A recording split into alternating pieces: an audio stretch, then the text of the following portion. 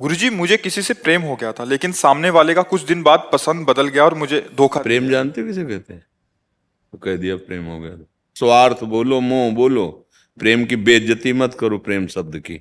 प्रेम विशुद्ध होता है, अपने प्राणों की बाजी समर्पित करके अपने प्रीतम को रिझाने के लिए होता है। यहाँ एक दूसरे के शरीरों पर आकर्षित होकर के काम भोग की वासना स्वार्थ को आप कहीं प्रेम शब्द से संबोधित मत कीजिए। जहां स्वार्थ में ठेस पहुंचती तो दिखाई देता है तुम लोगों का क्या हालत होती है एक दूसरे की। प्रेम है ये।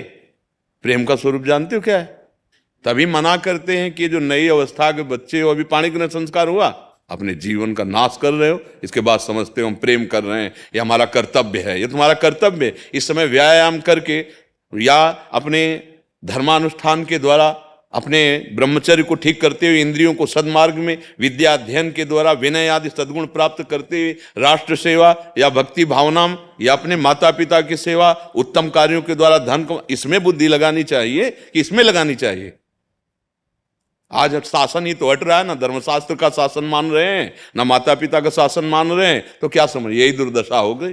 दुर्दशा यही हो रही है, यही दुर्दशा हो रही है। फिर आगे जानते हो क्या करोगे? इस शरीर को नष्ट करने की सोचोगे। मर्जी वही लिखा है पूरा। हाँ, वही लिखा कि हम पहले बता रहे हैं। जब पापाचरण करोगे, व्यभिचार प्रवृत्तियों में उतरोगे, अभी तुम्हारी क्या अवस्था है? ये अवस्था तुम्हारी व्यभिचार करने की है कि ब्रह्मचर्य से रह करके विद्या अध्ययन करना, सतमार्ग पर चलना, इसके लिए है। फिर इसके बाद ये डिप्रेशन आ जाएगा और फिर इसी भाव में आ जाओगे। बच्चा, अभी अवस्था अनुशासन में रह करके जीने की है। अब आज हमारी परंपराएं ही नष्ट हो रही, गुरुकुल ही नहीं है, वो मर्यादाएं ही नहीं है जिससे हमारे बच्चे जान पाए कि हमारा जीवन किस मार्ग में चलने से मंगलमय होगा। ये अवस्था है ब्रह्मचर्य नाश करने की। बहुत नुकसान हो गया गुरुजी। मैं तो एक आज से संभल जाओ बच्चा, आज से संभल जाओ। अब लो नशानी अब ना नसइयो, कोई नहीं, शांति से। हमसे फिसलन हो गई, हमसे गलती हो गई, उसको संभालो। अब उसको इतना दिमाग में ना ले लो कि आप डिप्रेशन में पहुंच जाओ। आप शरीर नाश के विषय की बात सोचो। गलती सबसे हो जाती है, मार्ग में चला जाता है, कभी त्रुटि हो जाती है, ये बहुत बड़ी गलती है। क्योंकि इस समय ये गलती करने का अवसर नहीं है। माया का ऐसा प्रवाह है, यौवन का ऐसा प्रवाह, यौवन ज्वर के ही नहीं बलकावा। गलती हो सकती है, पर गलती में फंसे रहना या गिरकर उसी के चिंतन में सड़ते रहना दिमाग को, ये नहीं। नहीं, मानव जीवन इसलिए नहीं मिला। सत्संग करो, स्वाध्याय करो, विवेक प्रकट करो बुद्धि में, और तत्काल उसको काटना सीखो, आगे बढ़ो। नहीं, मन तो ऐसा फंसा देगा, जीवन जेल में बने रहोगे। पूरी सृष्टि जो भगवान के ईश्वरी शक्ति से चल रही, उसको पहचानो। उस ईश्वर ही सब में है।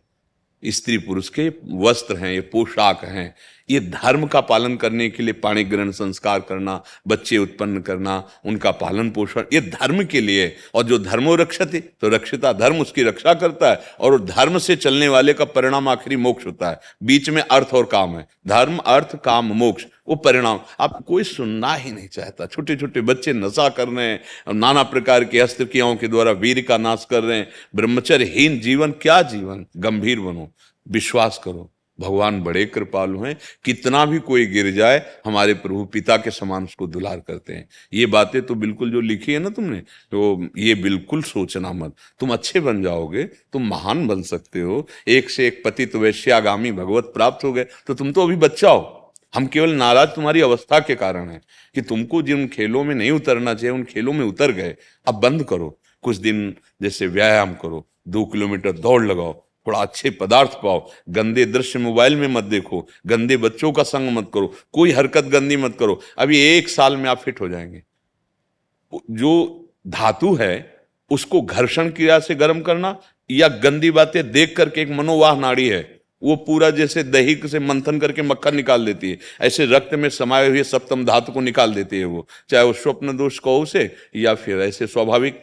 अगर आपका चिंतन एकदम गलत हो जाएगा, तदात्म हो जाएगा, तो नष्ट हो जाओगे, मतलब आप नहीं रोक पाओगे। आप अपना पहले चिंतन संभालो, गंदे दृश्य देखना, गंदे बच्चों का संग करना, गंदी बातें सुनना, फिर क्रियाओं पर दृष्टि डालो। कदापि ऐसी गंदी क्रियाएं नहीं जो आपको इस दुख में पहुंचा दे, तो बिल्कुल ऐसा नहीं, ठीक है ना।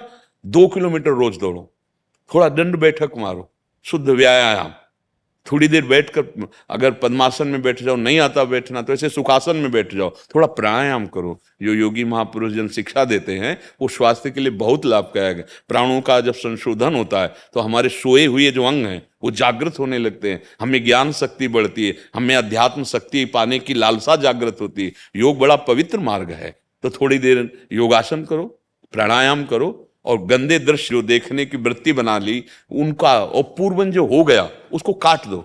मानो पूर्व का जन्म था, आज से नया जन्म मान लो। अब लो नशानी, अब ना नशे हो, भगवान बड़े कृपालु हैं। बच्चा तुम महान बन सकते हो। अगर तुम जैसे शरीर आदि छोड़ने की बात कर, कोई 5 स्टार होटल रखे हैं क्या? शरीर छोड़ोगे वहां व्यवस्थित हो जाओगे, बहुत दुर्गति होती है। अरे अभी सारी दुर्गति तुम मिटा सकते हो बच्चा, तुम भगवान को प्राप्त हो सकते हो। अभी तुम कमजोर थोड़ी हो, अब कमजोर मत बनना, अच्छे बच्चे बनो। थोड़ा गलती हो गई, अब उसको भूल जाओ, जैसे मानो गंदा स्वप्न, अब आगे नया जीवन निर्माण करो। ठीक है? हाँ, नाम जप करो। क्या ठेका ले सकते? पहले नाम और जो आचरण बताए ना, पहले आचरण करो बच्चा। कोई भवन बनने के पहले नींव निर्माण किया जाता है। तुम्हारा अभी मनुष्यता तो आ जाए। ये तो प्रेमी बहुत ऊंची स्थिति है ना। पहले हम मनुष्य बने, फिर हम साधक बने, फिर हम साध्य वस्तु में तन्मय हो, तब प्रेम का प्रादुर्भाव होता है। तो चलो, यही मार्ग है। चुपचाप पहले चलो, अच्छा भोजन करो जहां तुम जो व्यवस्था हो, और ये जो हमने बताया प्राणायाम व्यायाम इनको करो, और कोई गंदी हरकत मत करना। अभी देखना 2-4 महीने थोड़ा, फिर इसके बाद धीरे धीरे वो स्वाभाविक रुकने लगेगा। और जहां रुकने लगेगा तो वो परम शीतल है, वो स्मृतिवान बना देता है, वो अध्यात्म शक्ति प्रदान करने वाला है। जिनको आज हम कल खिलवाड़ में नष्ट कर रहे हैं ना ब्रह्मचर्य, ये हमारे समाज को ही मिटिया मेट कर रहा है। इतनी सहन शक्ति नहीं रह गई, एक दूसरे की थोड़ी बात नहीं सह सकते। क्यों? क्योंकि अब बल ही नहीं है, अध्यात्म बल नहीं। आप मांस आदि खा करके बहुत मोटा शरीर कर सकते हो, लेकिन अध्यात्म बलशाली नहीं हो सकते। अध्यात्म बल ही जीवन को समस्त दुखों से मुक्त करके परम सुख में पहुंचाता है। समझ ना? बस इतना पहले मनन करना।